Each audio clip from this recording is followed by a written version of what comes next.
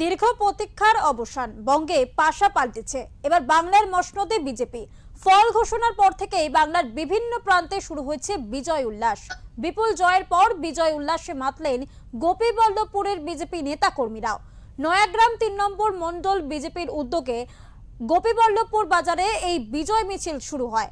নয়াগ্রাম বিধানসভায় বিজেপি প্রার্থী অমিয় কিস্কুকে জয়ী করার জন্য সাধারণ মানুষজনকে ধন্যবাদ জানানো হয়।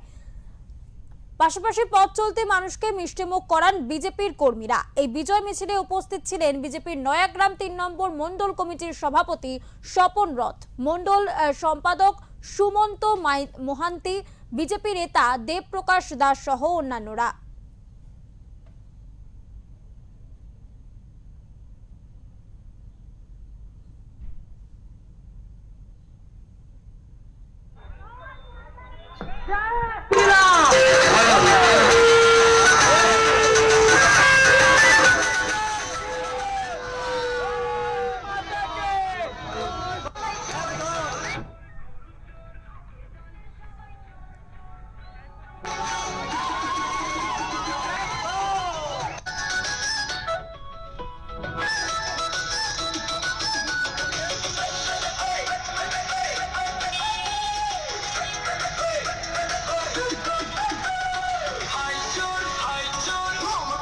গোপীবল্লভপুরবাসী যে আমাদেরকে যে জনাদেশ যেটা সফল করেছে তার এতে আমরা ধন্যবাদ যাত্রা করলাম এবং আমাদের যে থানাচক গোপীবল্লভপুর থানাচকে আমরা ঝালমুড়ি ইয়ে করলাম।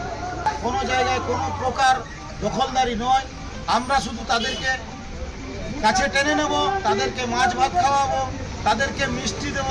তাদের যে একটা দুঃখ 15 বছরের যে শাসন ছেড়ে যাওয়ার যে দুঃখ, সেই দুঃখটা আমরা তাদেরকে লাঘব করার চেষ্টা করি।